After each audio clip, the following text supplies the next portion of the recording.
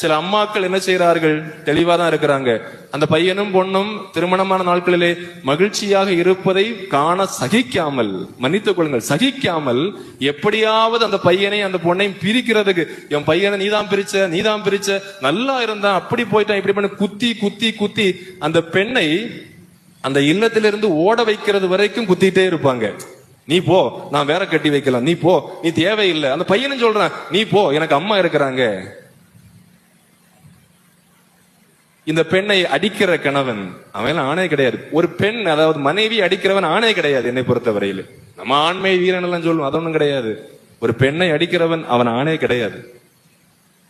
அப்ப அடிச்சு வெளியே விடுறது, அடிச்சு அம்மா வீட்டுக்கு விரட்டுறது எல்லாம் நல்லா தான் இருக்கும். ஒரு கட்டத்திலே பெண்ணுடைய இயல்பு என்பது, பெண் போராடுவாள், திமிருவாள், முனங்குவாள், அழுவாள், அந்த உறவை தக்க வைத்துக் கொள்ள அவளால் இயன்ற அளவு தரையிலே புரள்வாள், கீழே விழுவாள். அந்த உணர்வை ஒரு ஆணால் அல்லது ஒரு குடும்பத்தில் உள்ள பெரியவர்களால் புரிந்து கொள்ள முடியவில்லை என்றால் ஒரு கட்டத்தில் விட்டு விடுவாள். நிறைய குடும்பங்கள் இன்றைக்கு அதுதான் நடக்கிறது. போராடினாள், அழுதாள், புலம்பி பார்த்தாள், பஞ்சாயத்துக்கெல்லாம் கூப்பிட்டு பார்த்தாங்க. ஒரு கட்டத்தில் விட்டு விட்டாள். விட்ட பிறகு என்ன ஆச்சு? இவன் இல்லாமலும் என்னால் வாழ முடியும் என்ற ஒரு உணர்வுக்குள்ளே ஒரு பெண் வந்து விட்டால் அந்த பெண்ணை நீங்கள் திரும்ப கொண்டு வருவது இயலாத காரியம். அது ஸ்பிரிங் போல பிடிச்சு பிடிச்சு பிடிச்சு பிடிச்சு அமுக்கி வச்சுட்டீங்கன்னா டக்குன்னு விட்டு எங்கேயாவது போய்விடும். திரும்ப என்ன செய்ய முடியாது, கொண்டு வருவது இயலாத காரியம். அப்ப நீங்க என்ன சொல்லுவீங்க? நான் திருந்திட்டேன், வா சேர்ந்து வாழலாம் அப்படின்னு நீங்க சொல்லுவீங்க. எப்ப சொல்லுவீங்க? உங்களுக்கு ஒரு நோய் வரும்போது, ஒரு பிரச்சனை வரும்போது. அம்மா என்ன சொல்லுவாங்க?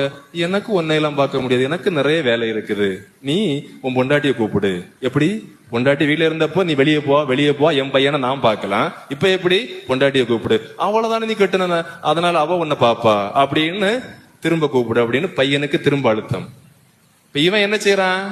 புலம்பி தவிக்கிறான். முதல்ல அம்மா சொன்னபோது கேட்டப்ப எல்லாம் நல்லா தான் இருந்தது.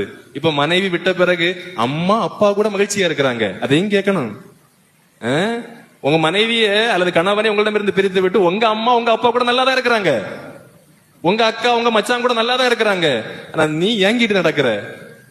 மனைவி அம்மா சொன்னதை கேட்டு வெளியே இறக்கிட்டு, கணவனை அம்மா சொன்னதை கேட்டு அப்பா சொன்னதை கேட்டு வெளியே இறக்கிட்டு அவங்க குடும்பத்தோட நல்லா இருக்கிறாங்க.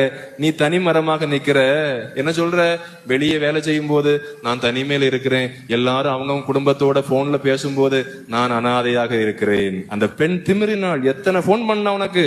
நீ வரட்டு கௌரவத்துல நான் போனே எடுக்க மாட்டேன், நீ என்ன வேணும் செய், நீ பெண் தானேன்னு சொல்லிட்டு அந்த டைம்ல நீ எப்படி இருந்த?